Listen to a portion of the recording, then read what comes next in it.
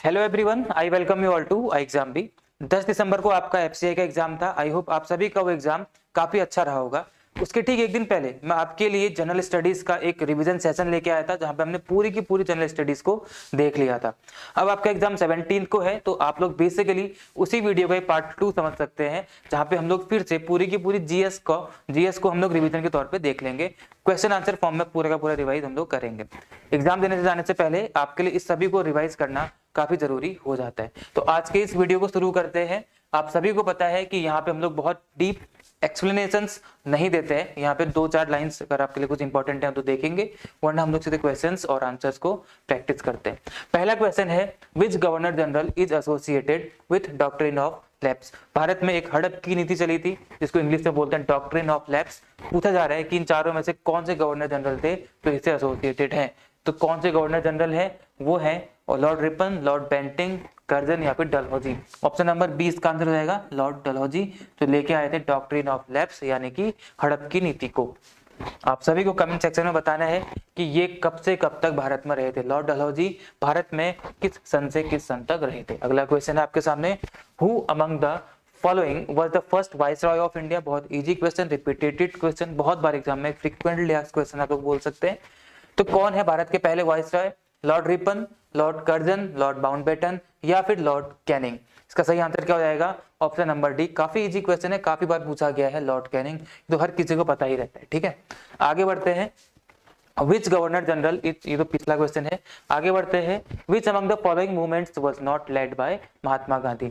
इन चारों में से कौन सा आंदोलन है जो महात्मा गांधी जी ने लीड नहीं किया था? अहिंसा के मार्ग पर चलते हुए काफी सारे आंदोलन इन्होंने लीड किए थे। कौन सा है जो लीड नहीं किया था? पहला है सिविल डिसोबीडियंस मूवमेंट, सविनय अवज्ञा आंदोलन। जब गांधी इरविन एक समझौता हुआ था, गांधी और इरविन की बात हुई थी, इसमें बताया गया था कि इरविन जितने भी सॉल्ट टैक्स हैं उनको अबॉलिश करेंगे, लेकिन ऐसा नहीं किया गया था। उसके ही विरोध में इसको इस मूवमेंट को चलाया गया था। क्विट इंडिया मूवमेंट, जिसको अगस्त क्रांति के नाम से जाना जाता है, 8 अगस्त 1942 को शुरू किया गया था गांधी जी के द्वारा। नॉन कोऑपरेशन मूवमेंट, ये भी गांधी जी के द्वारा शुरू किया गया था। असहयोग आंदोलन। ऑप्शन नंबर सी है स्वदेशी मूवमेंट, जो मेन लीडर थे इसमें बाल गंगाधर तिलक थे, विपिन चंद्र पाल थे, ये सारे के सारे से मेन लीडर थे। तो ये इसका क्या हो जाएगा? आंसर हो जाएगा जो कि गांधी जी के द्वारा लीड नहीं किया गया था। आगे बढ़ते हैं, which is the second nearest star to the earth after the sun. भारत के सबसे नियरेस्ट स्टार कौन सा है? सन, और सन के बाद कौन सा है? अल्फा सेंचुरी है। तो कहाँ पे ऑप्शन नंबर डी हो जाएगा, अल्फा सेंचुरी। ठीक है, प्रॉक्सिमा सेंचुरी हमारे पृथ्वी का नहीं बल्कि सन का है। आगे बढ़ते हैं, the lowest layer of the atmosphere is. हमारे एटमॉस्फेयर में, वातावरण में लेयर्स पाई जाती है, तो सबसे निचली लेयर कौन सी है? ये सारी की सारी लेयर्स हैं, और ये लेयर्स मैंने यहाँ पे इमेज के माध्यम से दिखाया आपको, आई होप समझ में आ रहा होगा। ये है ट्रोपोस्फेयर जो सबसे नीचे रहती है, स्ट्रेटोस्फेयर उसके ठीक ऊपर, मेसो, थर्मो, एक्सोस्फेयर। अगर आप 2-4 बार नाम लेंगे तो आपको समझ में आ जाएगा। ट्रोपोस्फेयर, स्ट्रेटोस्फेयर, मेसोस्फेयर, थर्मोस्फेयर और एक्सोस्फेयर। सबसे नीचे सबसे लोएस्ट स्फेयर कौन सी है? लेयर कौन सी है? ट्रोपोस्फेयर। Option number C. ठीक है, ऑप्शन नंबर सी इसका आंसर हो जाएगा। आगे बढ़ते हैं, अगला question, railway coaches are manufactured at. Bharat में जो रेल है और रेलवे कोचेज हैं वो कहाँ पे मैन्युफैक्चर होते हैं? जमशेदपुर, चित्तरंजन, वाराणसी या फिर पेराम्बूर। तो कहाँ पे होते हैं? ऑप्शन नंबर सी, पेराम्बूर में होते हैं ये सारे मैन्युफैक्चर। जो रेलवे लाइंस होती है, रेलवे लाइंस इस तरीके से आपने रेलवे ट्रैक्स देखे होंगे, ये 3 तरीके के होते हैं इनकी चौड़ाई के आधार पे। सबसे पहला कौन सा होता है आपका? एक होता है आपका मीटर गेज, एक होता है नैरो गेज और एक क्या होता है? Broad gauge. पहला होगा ब्रॉड गेज, फिर मीटर गेज और एक नैरो गेज। ब्रॉड गेज कौन सा रेलवे लाइन होती है? वो रेलवे लाइन जिनके बीच का जो डिस्टेंस है वो कितना होता है? 1676 mm होता है। ठीक है, इतना होता है, वो क्या होता है? आपके ब्रॉड गेज में आते हैं। मीटर गेज में ऑब्वियसली 1000 mm, और 1000 mm को आप लोग क्या बोल सकते हैं? 1 मीटर भी बोल सकते हैं। इनके बीच का जो गैप वो कितना होगा? 1000 mm होगा। और नैरो गेज होगा, उसमें जो गैप होगा वो 1 मीटर से भी कम होता है, यानी कि कितना होता है? 762 mm का होता है। ठीक है, इतना 1000 से भी कम का होगा तो क्या हो जाएगा आपका? नैरो गेज में आएगा। तो 3 तरीके के आपके रेलवे ट्रैक्स भारत में देखने के लिए मिलते हैं। तो रेलवे कोचेस कहाँ बनते हैं? पेरम्बूर में बनते हैं। ये क्वेश्चन भी पूछा गया है एक बार एग्जाम में, तो आपको बता दिया मैंने। आगे बढ़ते हैं, which is largest peninsular river in India. Bharat की लार्जेस्ट पेनिनसुलर रिवर कौन सी है, प्रायद्वीपीय नदी भारत में इन चारों में से कौन सी है? कौन सी है? गोदावरी, काफी फेमस आंसर है। इसको हम लोग क्या बोलते हैं? दक्षिण गंगा, डी जी, दक्षिण गंगा भी इसको बोला जाता है, बूढ़ी गंगा भी इसको बोला जाता है गोदावरी को। कावेरी, कृष्णा, महानदी, ये सारी की सारी आपकी लार्जेस्ट तो नहीं है लेकिन काफी इंपॉर्टेंट नदियां हैं। कावेरी नदी आपकी कहाँ पे है? नीचे आपका जो केरला वाला इलाका, केरला, तमिलनाडु और कर्नाटका, इन 3 इलाके में बहती है कौन सी? कावेरी नदी आपकी बहती है। कृष्णा नदी ऊपर महाराष्ट्र में बहती है आपकी, और ये सारी की सारी वेस्टर्न घाट की तरफ नहीं आती है बल्कि ईस्टर्न घाट की तरफ जाती है ये वाली नदी, ठीक है। इस तरीके से महानदी भी है आपकी, और गोदावरी ऊपर है, ठीक है। आगे बढ़ते हैं। The highest peak of the eastern Ghats of India is, ये है आपका भारत, ठीक है। नीचे का हिस्सा ये आपके ईस्टर्न घाट है, यहाँ पे आपके वेस्टर्न घाट, इस तरीके से। तो ये जो ईस्टर्न घाट्स हैं इसकी हाईएस्ट पीक कौन सी आपसे पूछी जा रही है? तो हाईएस्ट पीक कौन सी है इसकी? सेवरई, जवादी, अनाईमुड़ी और महेंद्रगिरी। तो कौन सी है? महेंद्रगिरी है। और महेंद्रगिरी कहाँ पे है? यहाँ पे उड़ीसा वाले इलाके में आपको महेंद्रगिरी देखने के लिए मिल जाएगी। सेवरई जवादी हिल्स आपकी यहाँ है, इस इलाके में है। और अनाईमुड़ी कहाँ पे? यहाँ पे, जहाँ पे आपका तमिलनाडु वाला इलाका है, केरला तमिलनाडु, यहाँ पे अनामलाई हिल्स हैं। अनामलाई हिल्स की जो एक चोटी है वो कौन सी? अनाईमुड़ी है। और साउथ इंडिया की सबसे ऊंची चोटी है ही कौन सी? अनाईमुड़ी है। इसके बाद है डोडा बेटा, ठीक है। और जो महेंद्रगिरी है ये ईस्टर्न घाट्स की है, और साउथ इंडिया की कौन सी है? अनाईमुड़ी। सेकंड कौन सी होगी? डोडा बेटा। और महेंद्रगिरी ईस्टर्न घाट्स की होगी, ठीक है। इन सब में कंफ्यूज नहीं होंगे। आगे बढ़ जाते हैं। On which river is the Tehri dam built? तो टिहरी डैम है वो इन चारों में से किस नदी पे बना हुआ है? इस डैम को किस नदी पे बनाया गया है? अलकनंदा, गंगा, हुगली या फिर भागीरथी? देखिए हुगली इसका आंसर नहीं हो सकता, क्योंकि अगर आपको थोड़ा भी जीके का नॉलेज है तो आप बताएंगे टिहरी डैम कहाँ पे है? उत्तराखंड में है। और हुगली नदी कहाँ पे है? वेस्ट बंगाल में। तो ये आंसर तो हो नहीं सकता। अब अलकनंदा, भागीरथी, गंगा, ये तीनों की तीनों कहाँ पे है? ये आपके उत्तराखंड में है। एक चीज बताना चाहूंगा आपको, जो गंगा नदी है, गंगा नदी अलकनंदा और भागीरथी नदी के मिलने से ही बनती है। और ये नदियां कहाँ पे जाके मिलती हैं? देवप्रयाग में, ठीक है। डीपी देवप्रयाग में जाके मिलती है, यहाँ पे बनती है आपकी गंगा नदी बनती है इन दोनों के मिलने से। उत्तराखंड में 5 प्रयाग पाए जाते हैं, उनमें से एक है देवप्रयाग। यहाँ पे होता है संगम, इस संगम में मिलती है अलकनंदा भागीरथी, तब जाके बनती है गंगा नदी। और इस क्वेश्चन का आंसर क्या हो जाएगा आपका? भागीरथी। किस नदी पे बनती है? किस नदी पे है ये डैम? भागीरथी नदी पे है, ठीक है। अलकनंदा और भागीरथी मिलकर के गंगा नदी बनाते हैं, जो कि आपका देवप्रयाग में है, ये ध्यान रखेंगे। स्टार्टिंग से गंगा नहीं बनती है, ये देवप्रयाग से बनती है। आगे बढ़ते हैं। Petrology is the study of, petrology किसकी स्टडी कहलाती है? काफी फेमस है। तो पेट्रोलॉजी किसकी कहलाती है? चट्टानों की, रॉक्स की। तो ये है आपका इसका सही आंसर, रॉक्स। रॉक्स की स्टडी को हम लोग क्या बोलते हैं? पेट्रोलॉजी बोलते हैं। ऐसा ही कुछ मिलता जुलता शब्द है जो सॉइल्स के लिए है, जिसको बोलते हैं हम लोग पेडोलॉजी। पेडोलॉजी क्या है? सॉइल्स की स्टडी हो जाती है आपकी। अर्थ की स्टडी के लिए क्या बोला जाता है? जियो मतलब अर्थ, और जियोलॉजी, जियोलॉजी किसकी हो जाएगी? आपकी अर्थ की। मिनरल्स की हो जाती है मिनरलोलॉजी, ठीक है, मिनरलोलॉजी। आगे बढ़ेंगे। नाबार्ड स्टैंड्स फॉर, नाबार्ड किसका फुल फॉर्म पूछा गया आपसे, मैं बता देता हूँ, देख लेना कौन सा आंसर है। National Bank for Agriculture and Rural Development. National Bank for Agriculture and Rural Development कहाँ पे है ये? National Bank for Agriculture and Rural, option number B में इसका सही आंसर हो जाएगा। कब बना था ये? 12 जुलाई 1982 में इसको बनाया गया था, ठीक है। सबसे पहली जो आरआरबी है वो कौन सी थी? प्रथमा ग्रामीण बैंक। उसकी स्पॉन्सर बैंक कौन सी थी? Syndicate bank. उसके बाद कौन सी बनी? नाबार्ड, ठीक है। आगे बढ़ते हैं। तो ये क्या हो जाएगा अपन? नाबार्ड का फुल फॉर्म हो जाएगा। आगे बढ़ते हैं। The tropic of cancer does not pass through. Bharat के 4 स्टेट्स आपको दिखाए गए हैं, इनमें से पूछा गया है कि ट्रॉपिक ऑफ कैंसर कौन से स्टेट से होकर नहीं गुजरती है। पहले आपको पता होना चाहिए कहाँ कहाँ से होकर गुजरती है, मैं बता देता हूँ आपको, आप लोग नोट भी कर सकते हैं। ईस्ट लेफ्ट साइड यानी कि वेस्टर्न साइड से स्टार्ट करेंगे। गुजरात, राजस्थान, उसके बाद मध्य प्रदेश, छत्तीसगढ़, झारखंड, वेस्ट बंगाल, त्रिपुरा और मिजोरम। कितने हुए? 1 2 3 4 5 6 7 8। इन 8 स्टेट से होकर गुजरती है ट्रॉपिक ऑफ कैंसर, कर्क रेखा हिंदी में बोलते हैं। तो इनमें से जो भी यहाँ पे उपस्थित नहीं है वो इसका आंसर हो जाएगा। त्रिपुरा है, छत्तीसगढ़ है, झारखंड है, उड़ीसा।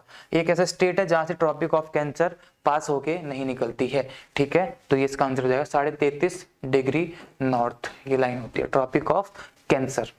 आगे बढ़ते हैं।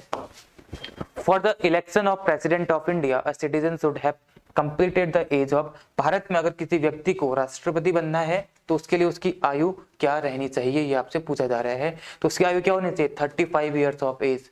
The person has completed 35 years of age, then he is eligible to be a president of India. Along with it he should be a citizen of India। पहली क्या है, he should be a citizen of India। Second, he should have completed the age of 35 years। and the third is उसके पास eligibility होनी चाहिए कि वो लोकसभा यानी कि जो पीपल्स हाउस है उसका मेंबर बन सके। उसका मेंबर हो ये से कोई एलिजिबिलिटी नहीं है, बल्कि बस लोकसभा का मेंबर बनने की योग्यता रखता हो। अगर उसके अंदर योग्यता है तो वो बन सकता है, ठीक है, मेंबर हो ये जरूरी नहीं है। थर्ड वो वाली है, तो क्या है इसका आंसर, ऑप्शन नंबर सी हो जाएगा। आगे बढ़ेंगे, तो fundamental rights can be suspended bye, Bharat में हमें संविधान के द्वारा कुछ फंडामेंटल राइट्स मूल अधिकार दिए गए हैं, आर्टिकल नंबर 12 से 35 तक, उनको सस्पेंड किया जा सकता है। और किसके द्वारा सस्पेंड किया जा सकता है, आर्टिकल नंबर 359 हमारे संविधान का आर्टिकल नंबर 359 बोलता है कि इमरजेंसी के टाइम पे भारत के राष्ट्रपति हमारे संविधान में जो फंडामेंटल राइट्स दिए गए हैं उनको सस्पेंड कर सकते हैं। लेकिन आर्टिकल नंबर 20 और 21 ये दो हमारे क्या है, हमारे फंडामेंटल राइट्स में से ये दो भी हमारे फंडामेंटल राइट्स हैं, 20 और 21।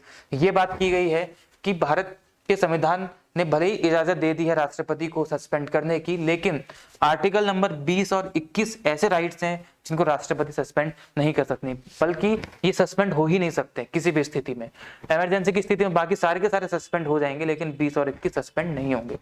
21 क्या बोलता है, राइट टू प्राइवेसी, यानी कि right to life, right to live, आप अपनी इच्छा के अनुसार जी सकते हैं, उसको कोई आपको रोकेगा नहीं। तो आर्टिकल नंबर 21 है। और 20 में क्या होता है, आपको प्रोटेक्शन दिया जाता है कन्विक्शन के टाइम पे, कन्विक्शन ऑफ ऑफेंसेस के टाइम पे आपको प्रोटेक्शन दिया जाएगा, ये भी आपका अधिकार है आर्टिकल नंबर 20 में। तो ये आपके अधिकार कभी सस्पेंड नहीं होंगे, बाकी आपके सस्पेंड किए जा सकते हैं। और कौन करेंगे, राष्ट्रपति करेंगे। Who among the following presided over the 4th Buddhist council. अगर आपको पता हो एंशिएंट इंडिया में, इंडियन हिस्ट्री में हम लोग पढ़ते हैं कि 4 बुद्धिस्ट काउंसिल हुई थी। उन 4 बुद्धिस्ट काउंसिल में जो 4th वाली थी वो किसके द्वारा हेड की गई थी, आपको बताना है। ये वही बुद्धिस्ट काउंसिल है जहाँ पे बौद्धिज्म हीनयान और महायान में बट गया था, 2 हिस्सों में बढ़ जाता है। 4 हुई थी मैंने बोला, तो 1st, 2nd, 3rd and 4th। जो फर्स्ट वाली थी उसको किसने प्रिसाइड ओवर किया था, फर्स्ट वाले को किया था किसने, अजात शत्रु ने, एजे मतलब अजात शत्रु ने किया था। जो दूसरी वाली थी सो कालाशोक ने किया था, तीसरी वाली को अशोक ने किया था, और चौथी वाली को कनिष्क ने किया था। यहाँ पे 4th पूछा गया है तो इसका आंसर कनिष्क हो जाएगा। Who among the following presided over the 4th Buddhist council, the answer should be Kanishka. The first was presided over by Ajatasattu and the second one was presided over by Kalasok, third one by Ashok and the fourth one by Kanishk।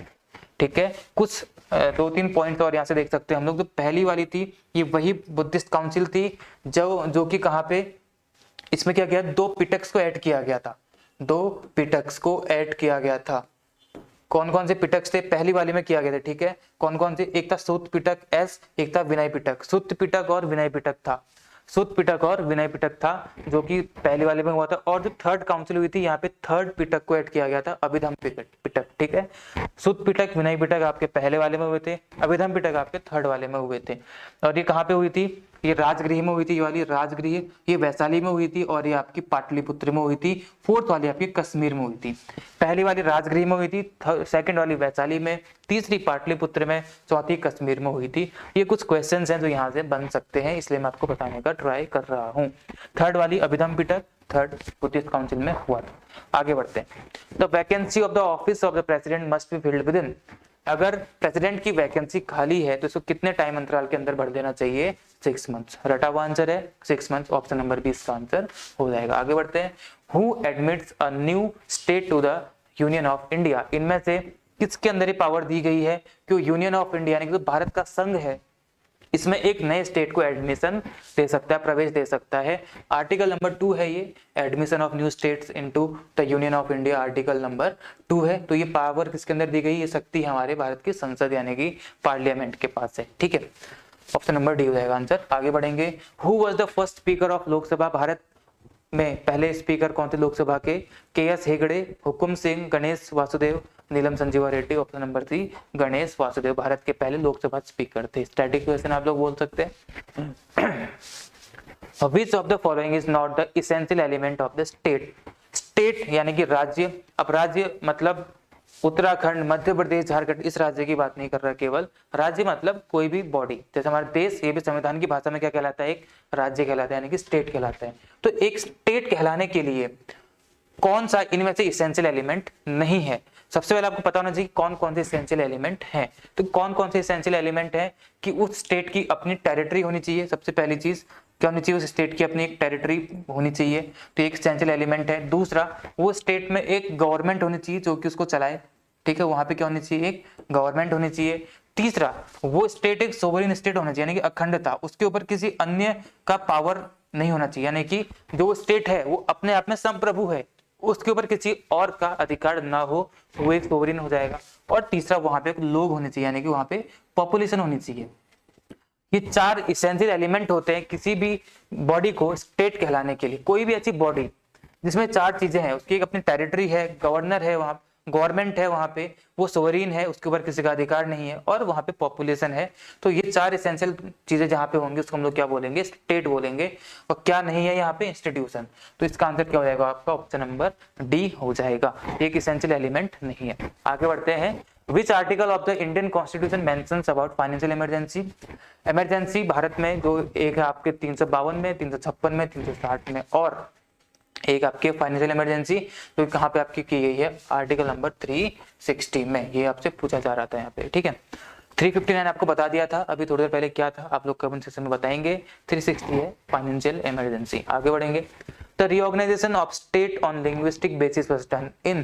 जब भारत का unification किया गया उसके बाद काफी time बाद अब यहाँ पे राज्य बनाने थे, तो जब राज्य बनाने थे तो यहाँ पे लिंग्विस्टिक बेसिस पे, यानी कि भाषा के आधार पे रिऑर्गेनाइजेशन कब किया गया था? पहली बार। ये आपसे पूछा जा रहा है। एक क्वेश्चन और बन सकता है यहाँ पे कि भाषा के आधार पे पहली बार स्टेट फॉर्म हुआ था वो कौन सा था? तो वो कौन सा स्टेट था? आंध्र प्रदेश। आंध्र प्रदेश एक स्टेट था जो कि भाषा के आधार पे बनने वाला पहला स्टेट था हमारे देश का। तेलुगु भाषी लोग यहाँ पे थे। पोट्टी श्रीरामल्लू, इन्होंने काफी लंबे टाइम तक अनशन किया था, 1952 तक आएगा जहां तक मैं रिमेंबर कर पा रहा हूँ। तो उनकी मृत्यु हो गई थी, उसके बाद यहाँ पे गवर्नमेंट को बनाना पड़ा था आंध्र प्रदेश को एक पहला लिंग्विस्टिक स्टेट बनाना पड़ा था। तो स्टेट रिऑर्गेनाइजेशन एक्ट 1956 आया था। स्टेट रिऑर्गेनाइजेशन एक्ट 1956, जिसके आधार पे बनाया गया था क्या? पहला लिंग्विस्टिक बेसिस पे क्या किया गया था? आपको राज्य बनाए गए थे, ठीक है। आगे बढ़ते हैं। National income is the, national income क्या होती है? देखिए 2 टर्म होती है, एक जीडीपी होती है और एक क्या होता है आपका? एक क्या होता है? जीएनपी होता है, ठीक है। जीडीपी क्या होता है? ग्रॉस डोमेस्टिक प्रोडक्ट, जिसको आप लोग सकल घरेलू उत्पाद बोलते हैं। एक होता है GNP, gross national product. GDP में क्या होता है? वो सारे के सारे जो सर्विसेज और प्रोडक्ट हैं उन सभी की वैल्यू होती है, लेकिन वो सारे के सारे कहाँ होते हैं? आपकी डोमेस्टिक बाउंड्री के अंदर होते हैं प्रोड्यूस। लेकिन जीएनपी में क्या होता है? डोमेस्टिक बाउंड्री के साथ साथ देश की बाउंड्री के बाहर भी होते हैं। तो पूछा जा रहा है कि नेशनल इनकम क्या है? एक्चुअली ये सारे के सारे नेशनल इनकम के ही पार्ट होते हैं, लेकिन एक्चुअली में नेशनल इनकम इनमें से क्या है ये आपसे पूछा जा रहा है। तो नेशनल इनकम क्या है? ये वाली होगी। क्यों? क्योंकि ये तो आपकी डोमेस्टिक बाउंड्री के अंदर, लेकिन भारत के कुछ लोग हैं जो भारत के बाहर भी रहते हैं। तो भारत के बाहर रहने वाले लोगों की आय को या फिर उनके द्वारा यूज की जाने वाली या दी जाने वाली सर्विसेज को भी वहां पे क्या किया जाएगा? ऐड किया जाएगा। और हम जैसे ही उनको ऐड करेंगे तो वो कहाँ चले जाएगा? आपका जीएनपी में चले जाएगा। तो पहली बात तो ये है कि नेशनल इनकम किसकी तरफ जा रही है? हमारी इंडिकेट कर रही है जीएनपी की तरफ इंडिकेट कर रही है, क्योंकि भारत के लोग बाहर भी होते हैं। अब हम लोग ग्रॉस नहीं करेंगे, हम लोग देखेंगे कि एक्चुअल में लास्ट में इनकम हो क्या रही है। तो वो क्या होगी? आपकी नेट होगी। आपको पिछले सेशन में बताया था ग्रॉस और नेट में डिफरेंस। लास्ट में क्या आएगा? आपका एन आएगा। एनपी यानी कि नेट नेशनल प्रोडक्ट, ये आपकी क्या हो जाएगी? नेशनल इनकम हो जाएगी। और कब? और वहां कहां पे होगी? फैक्टर कॉस्ट यानी कि एफसी पे। आपको लागत कितनी आई है वो बनाने में, यानी कि तभी तो हम लोग किसी प्रोडक्ट की वैल्यू को जांच पाएंगे। तो क्या होती है? NNP eight factor cost. कहां पे दिख रहा है आपको? ऑप्शन नंबर बी पे। NNP eight factor cost is the national income. होने को ये भी होती है, लेकिन एक्चुअल में क्या होगी? जीएनपी होगी, उसके बाद एनएनपी होगी, ठीक है।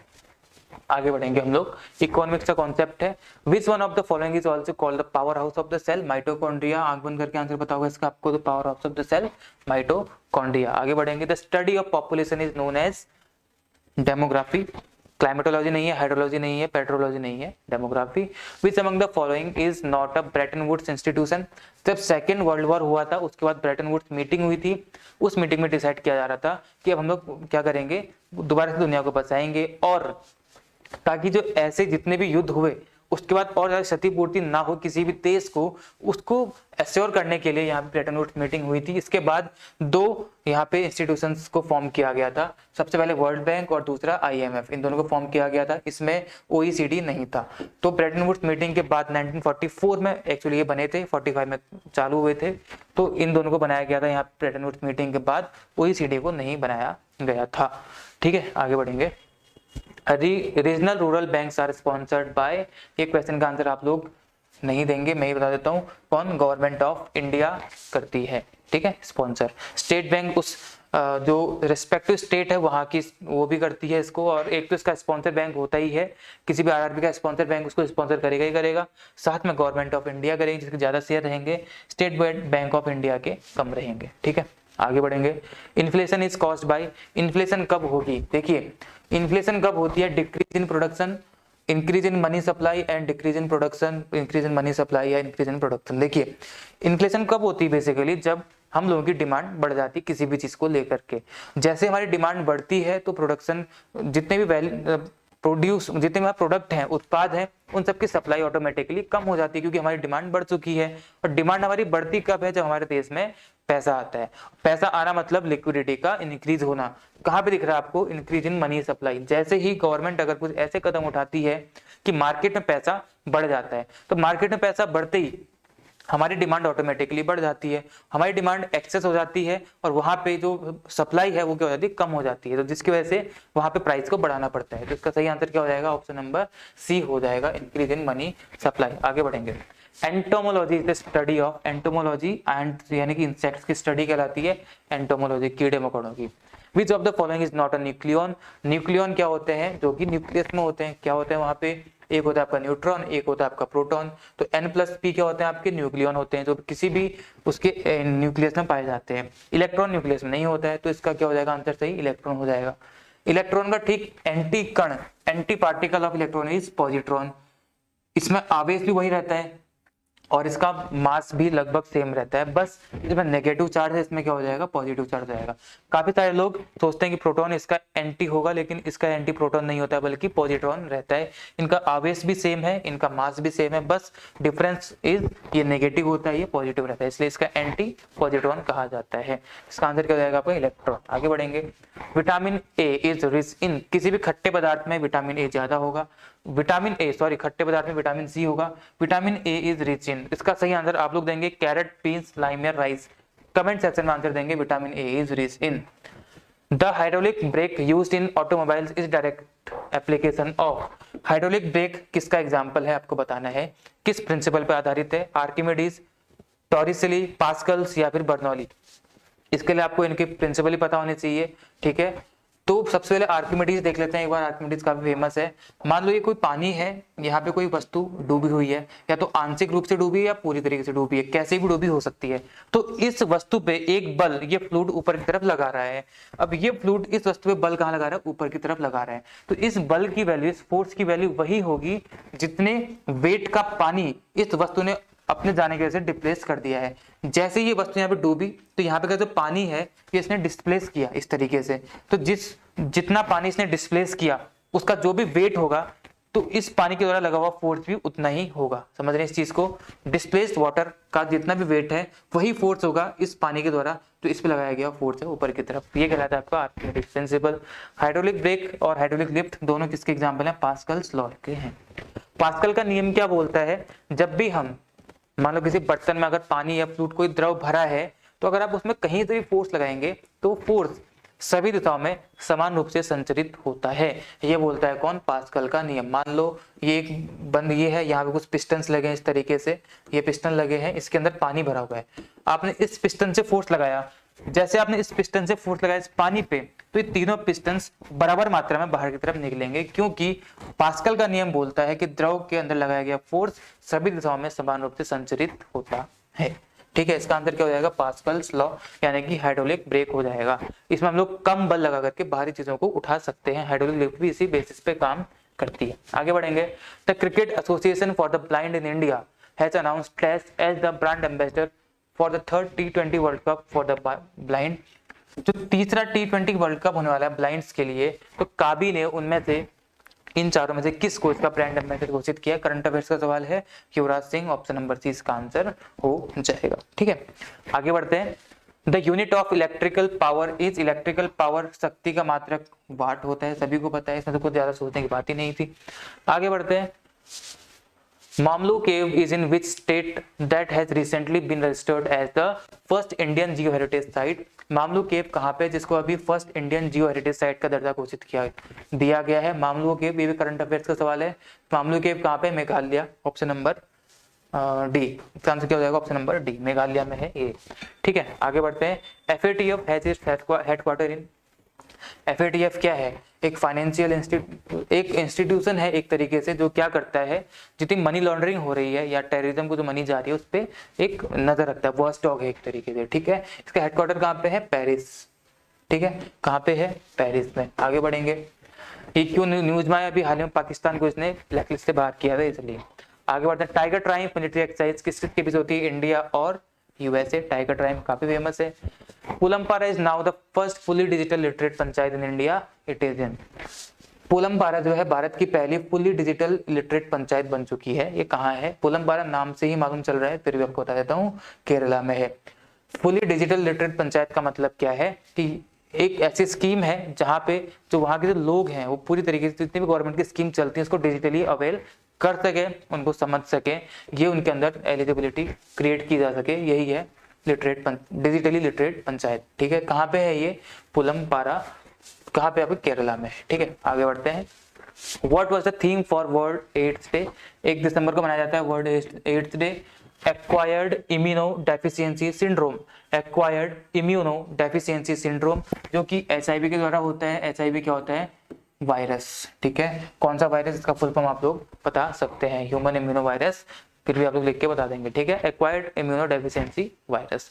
तो इसकी थीम क्या थी आपसे पूछा जा रहा है, तो equalize, option number D, equalize इसकी थीम इस बार रखी गई थी। ठीक है, ये कुछ क्वेश्चंस थे आपके लिए जो आपके रिवीजन के लिए काफी हेल्प करेंगे आपको। ऐसे ही क्वेश्चन आपके एग्जाम में छोटे छोटे पूछे जाते हैं।